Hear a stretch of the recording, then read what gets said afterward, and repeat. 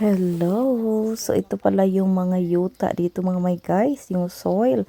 So, every year, magbili kami ng potting soil para makapag-garden kami at saka yung mga garden namin grow good. So, hopefully this year, makapag-harvest kami ng a lot of vegetables na fresh. Iba talaga yung vegetables na fresh kaysa store. So, yan, nag-sale siya.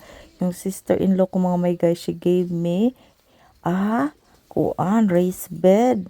Yung pinost ko pa, grabe, what a blessing, mga my guys.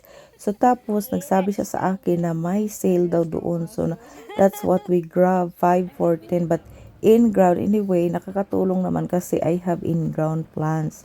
So, niglagyan ko talaga kasi iba yung soil dito sa amin. Red ba siya, tsaka bato-bato.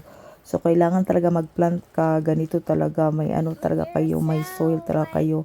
Hindi sa kakaya sa Pilipinas na okay lang magtanim at saka yung mga ano natin doon, soil tambok.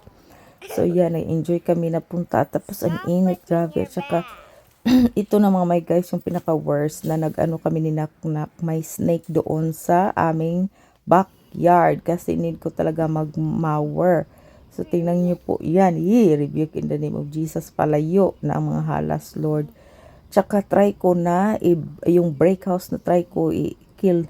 Sus mga guys, mo action magsukol. O yung head niya ba, nag-up. So nagtakbo talaga ako. Tapos ito na po yung race na binigay ng aking sister-in-law.